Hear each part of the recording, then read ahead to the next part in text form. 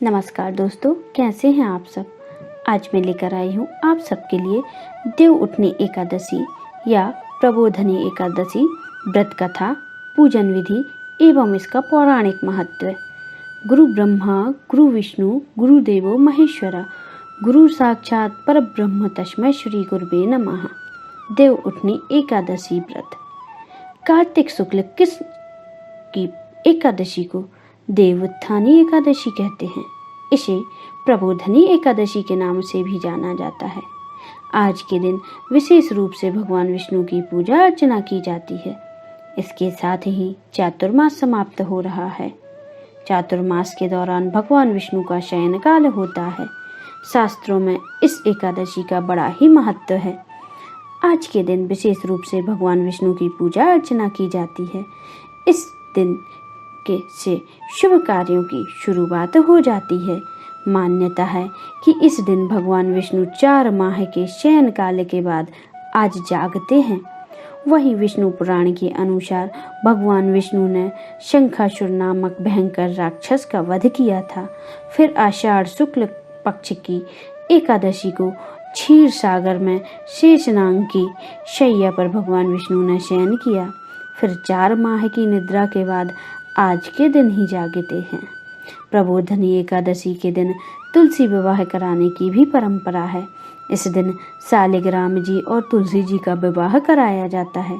कहते हैं जो कोई भी ये शुभ कार्य करता है उनके घर में जल्द ही शादी की शहनाई बजती है और पारंपरिक जीवन सुख से बीतता है।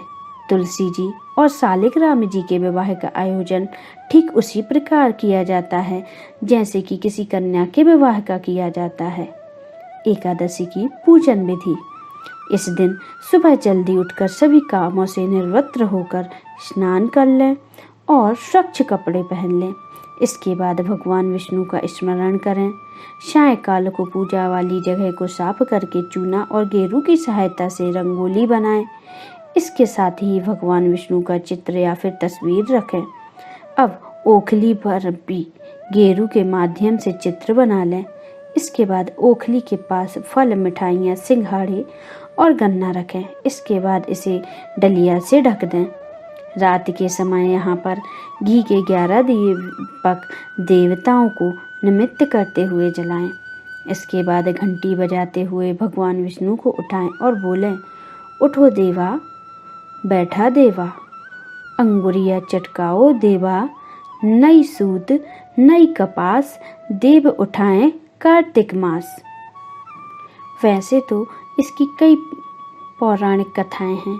एक पौराणिक कथा के अनुसार, मान्यताओं के अनुसार, एक बार भगवान श्री हरि विष्णु से लक्ष्मी जी ने पूछा, हे नाथ, आप दिन रात जागा करते हैं और सोते हैं तो लाखों करोड़ों वर्ष तक सो जाते हैं तथा इस समय में समस्त चराचर का नाश कर डालते हैं। इसलिए आप नियम से प्रतिवर्ष निद्रा लिया करें। इससे मुझे भी कुछ समय विश्राम करने का समय मिल जाएगा। लक्ष्मी जी की ऐसी बात सुनकर नारायण मुस्कुराए और बोले, देवी, तुमने ठीक कहा है। मेरे जागने से सब देवों और खासकर तुमको बहुत कष्ट होता है। तुम्हें मेरी वजह से जरा भी अवकाश नहीं मिलता। अतः मैं तुम्हारे कथनानुसार आज से मैं प्रतिवर्ष 4 मास वर्षा ऋतु में शयन किया करूँगा। उस समय तुमको और देवगणों को अवकाश होगा। मेरी यह निद्रा अल्प निद्रा और प्रलयकालीन महानिद्रा कहलाएगी। मेरी यह अल्प निद्रा मेरे भक्तों के लिए परम मंगलकारी होगी। इस काल में जो भी भक्त मेरे शयन की भावना कर मेरी सेवा करेंगे और शयन व उत्थान के उत्सव को आनंद पूर्वक आयोजित करेंगे, उनके घर में मैं तुम्हारे साथ सदा निवास करूंगा। नारायण के ऐसे वचन सुनकर माता लक्ष्मी अति प्रसन्न हो गई। देवोत्थान एकादशी का महत्व। धर्मराज युधिष्ठिर कहने लगे, हे भगवान, मैंने कार्तिक शुक्ल एकादशी अर्थात रमा एकादशी का सविस्तार पूर्वक वर्णन सुना। अब आप कृपया करके मुझे कार्तिक माह के शुक्ल पक्ष की एकादशी के विषय में भी बतलाइए। इस एकादशी का क्या नाम है तथा इसके व्रत का क्या विधान है? इसकी विधि क्या है? इसका व्रत करने से किस फल की प्राप्ति होती है? कृपया यह सब विधि पूर्वक कहिए। भगवान श्री कृष्ण बोले, कार्तिक माह के शुक्ल पक्ष की एकादशी तुलसी विवाह के दिन आने वाली इस एकादशी को विष्णु प्रबोधनी एकादशी, देव प्रबोधनी एकादशी, देवोत्थान एकादशी, देव उत्थव एकादशी, देव उठनी एकादशी, देवोत्थान, कार्तिक शुक्ल एकादशी तथा प्रबोधनी एकादशी भी कहा जाता है। यह बड़े बड़े पापों का नाश करने वाली है। इसका महत्व मैं तुमसे कहता हूँ। हे पार्थ, तुम ध्यान पूर्वक सुनो। देवोत्थान एकादशी की कथा। एक राजा के राज्य में सभी लोग एकादशी का व्रत करते थे। प्रजा तथा नौकर चाकरों से लेकर पशुओं तक को एकादशी के दिन अन्न नहीं दिया जाता था। एक दिन किसी दूसरे राज्य का एक व्यक्ति राजा के पास आकर बोला, महाराज, कृपया करके मुझे नौकरी पर रख लें। तब राजा ने उसके सामने एक शर्त रखी कि ठीक है, रख लेते हैं, किंतु रोज जो तुम्हारे खाने को सब कुछ मिलेगा, पर एकादशी को अन्न नहीं मिलेगा। उस व्यक्ति ने उस समय कहा हाँ कर ली, पर एकादशी के दिन जब उसे फलाहार का सामान दिया गया तो वह राजा के सामने जाकर गिड़गिड़ाने लगा, महाराज, इससे मेरा पेट नहीं भरेगा, मैं भूखा ही मर जाऊंगा, मुझे अन्न दे दो। राजा ने उसे सत्य की बात याद दिलाई, पर वह अन्न छोड़ने को तैयार नहीं हुआ। तब राजा ने उसे आटा, दाल, चावल आदि दिए। वह नित्य की तरह नदी पर पहुंचा और स्नान करके भोजन पकाने लगा। तब भोजन बन गया तो वह भगवान को बुलाने लगा, आओ भगवान, भोजन तैयार है। उसके बुलाने पर पीताम्बर धारण किए भगवान चतुर्भुज रूप में आ पहुँचे तथा प्रेम से उसके साथ भोजन करने लगे।